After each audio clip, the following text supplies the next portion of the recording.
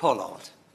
Thank you, Sir David. I'd like to congratulate my honourable friend for Derby North for securing this debate and putting forward such a powerful case in his speech. Last year, almost 20,000 badgers were killed across England as part of the largest destruction of a protected British species in living memory. This policy is cruel and inhumane, as my honourable friend for Bristol East mentioned earlier. We need more action and a more ambitious animal welfare agenda to stop this senseless suffering. Now, members will be aware that Labour is the party of animal welfare. We legislated for the Landmark Hunting Act and the Animal Welfare Act. Animal welfare has been placed highly on our party's agenda, and that is still true today. We want to make sure that animal cruelty is consigned to the past. If animals suffer, we all suffer. The position of the opposition is clear. Labour is opposed to the culling of badgers to control bovine TB and would immediately end the ineffective and cruel badger cull. A Labour government would instead focus on an evidence-based approach driven by science and not one driven by ideology. So, David, every badger matters. But badgers don't have a voice. They don't have a say in politics unless we give them one.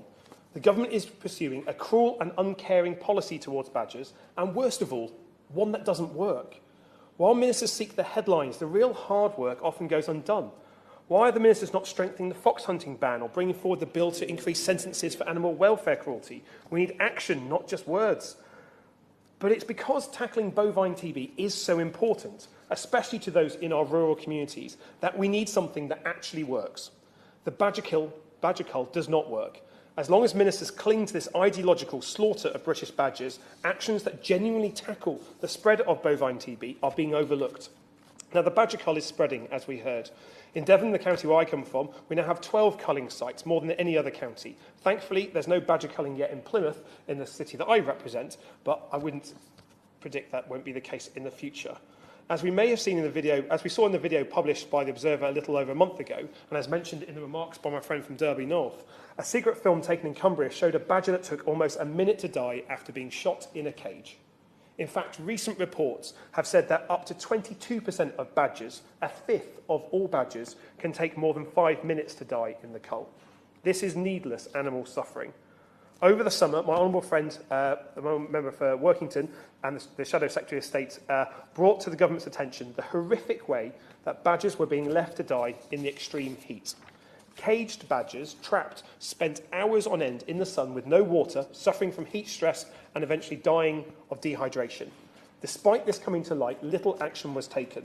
This cruelty serves no purpose whatsoever and is yet another example of why Labour believes the badger cull is cruel. My friend for Derby North mentioned that there's no scientific basis for this policy. The science does not support a badger cull. The evidence does not support a badger cull. And on this side of the House, we do not support a badger cull either. Why is the government pursuing a policy that does not work? Why do they want to look like they're doing something? They need to look busy because if they U-turned on it, it may make them look weaker than they already are. We need something that works, not just a policy that's stuck to. We need animal welfare policies that are based on science, not based on ideology. I know that the Environment Secretary is tired of experts, but this is what the experts are telling us about the badger cull. The study commissioned by government into the issue of bovine TB transmission from badgers to cattle, taking place over the years 1996 to 2006, concluded that badger culling can make no meaningful contribution to cattle TB control in Britain. According to the Badger Trust, an excellent organisation doing superb work, only 5.7% of all bovine TB outbreaks have a possible transmission from badgers to cattle. That means 94% of all bovine TB outbreaks must come from other sources.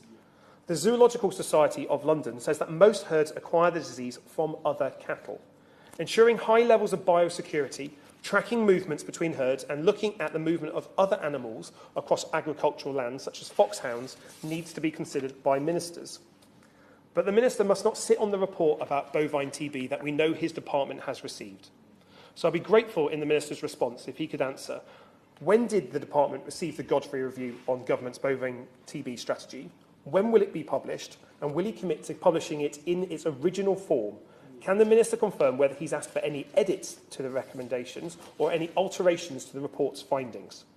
I'll be grateful also if the minister could address concerns raised by farmers, especially to my honourable friend from Stroud, that DEFRA is telling them that their herds are TB-free when they know that they're not.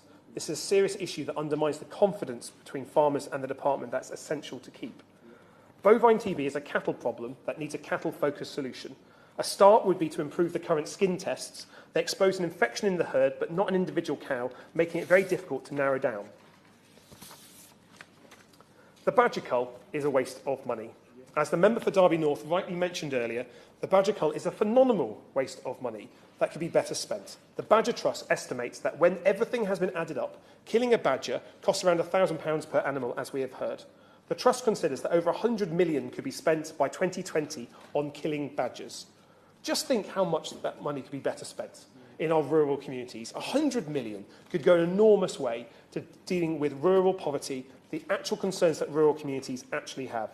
Doesn't the Minister agree that the best way to save money in the fight against bovine TB would be to stop spending government resources on an ideological policy that has no scientific basis of actually reducing bovine TB? Research shows that vaccinating badgers is not only a better and more humane way to eradicate TB, it's cheaper to do so as well. So, David, I had recently had the opportunity to meet Dr. Brian May with the honourable members from Workington and Stroud. I was a little bit starstruck. As well as being the legendary guitarist from Queen, he has been pioneering badger vaccinations on his own farm and has demonstrated not only its effectiveness, but the suitability of it as an alternative to the cruel badger cull. The Badger Trust estimates that vaccinating badgers amounts to about £200 an animal, compared to £1,000 for killing it.